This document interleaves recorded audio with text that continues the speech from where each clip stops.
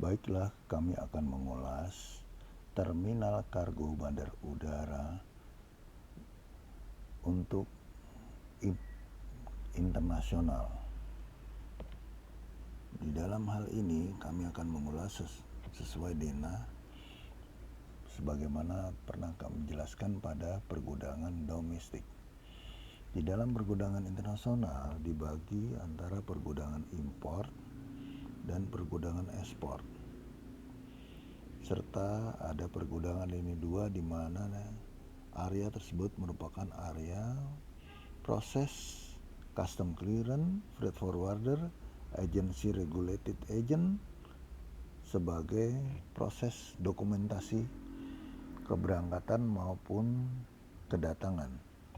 Untuk import biasanya di proses custom clearance itu semuanya akan dilakukan di pergudangan lini 2. Nah, inilah yang dinamakan cargo terminal. Jadi barang setelah dibongkar atau breakdown itu dibongkar lalu masuk kepada position di mana ini merupakan cargo dangerous good, maka dia disimpan dulu di cargo dangerous good. Kargo apakah dia barang berharga, maka dimasukkan ke dalam strong box. Kalau dia berupa jenazah, maka ditaruh di dalam human remains. Dan kalau barang-barang yang sifat wet atau basah, dimasukkan ke dalam cold storage. Kemudian setelah diproses barang-barang yang general cargo, mereka langsung proses keluar masuk ke pergudangan lini 2 dan diproses di sana untuk custom clearance, sehingga barang dapat diproses oleh agensi untuk clearance. Kemudian untuk pergudangan ekspor, semua dokumentasi PEB atau proses ekspor itu dokumen-dokumennya semua setelah dia lakukan juga regulated agent, dikirimlah barang itu ke pergudangan ekspor. Di ekspor di sini dilihat oleh airlines maupun custom bahwa sudah memenuhi atau belum, kemudian di build up. Setelah di build up oleh acceptance, dilihat, ditimbang, di build up dan kemudian masuk ke dalam pilot conveyor hydraulic system. Nah, di sini barang tersebut dimasukkan ke dalam storage sesuai dengan keberangkatan yang akan jalan, airlines yang akan jalan. Jam berapa dan jam berapa kemudian berangkat. Setelah itu diambil oleh ground handling, di build up ke pesawat. Demikianlah mungkin penjelasan sementara mengenai pergudangan internasional dan kawasan lini 2. Dan daerah ini secara keseluruhan disebutlah terminal kargo, yang mana akan ditata oleh, di Indonesia akan ditata oleh Angkasa Pura bahwa akan ada terminal kargo.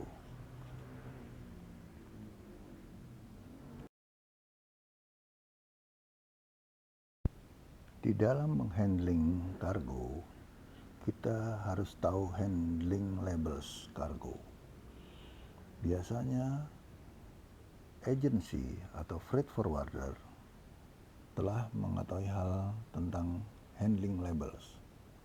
Sebagian besar maskapai penerbangan mempunyai pembatasan atas pengiriman barang, biasanya dituangkan dalam perjanjian khusus sebelumnya ketika membuat surat muat udara. Pembahasan ini sesuai dengan peraturan IATA, International Airport Trans, sebagai contoh untuk menjelaskan sifat dari barang yang di dalamnya. Maka pada semua sisi tegak dari keemasan dipasang label atau this set up. Sedangkan untuk barang berbahaya atau dangerous good hanya memerlukan 2 label yang dipasang, 2 sisi yang berhadapan. Spesial cargo ditangani secara khusus dan diberikan prioritas serta informasikan kepada petugas selanjutnya. 1. Apabila diperlukan pengamanan, hubungan security. Apabila diperlukan peralatan khusus, hubungi properti. Apabila diperlukan kecepatan, berikan prioritas. Demikianlah fungsi dari handling labels.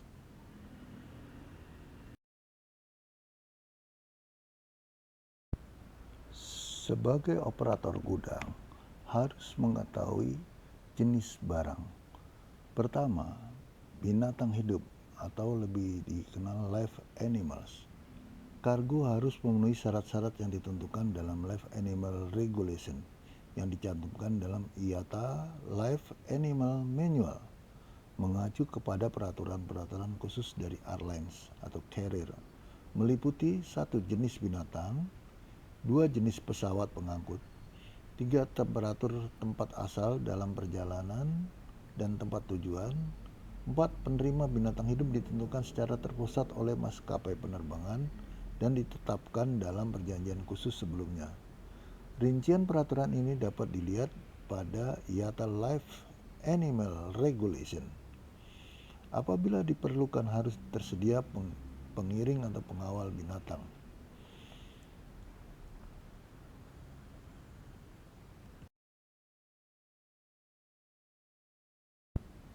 Dua, barang berharga atau valuable cargo.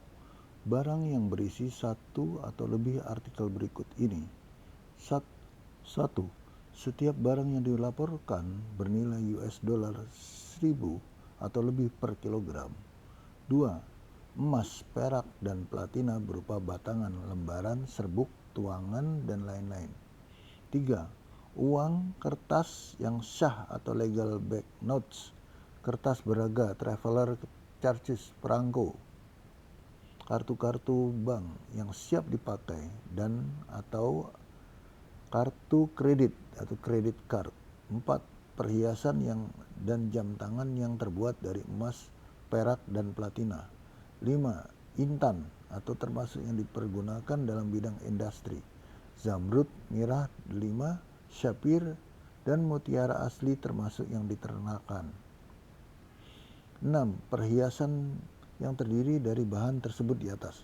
Barang-barang berharga dapat diterima dengan ketentuan sebagai berikut. Tidak digabung dalam waktu master airway bill atau konsel dengan barang lain kecuali barang berharga lainnya. Dikemas demikian rupa sehingga isinya tidak dapat rusak, dan kalau dikeluarkan harus meninggalkan tanda bukti yang ditinggalkan pada bekas tempatnya.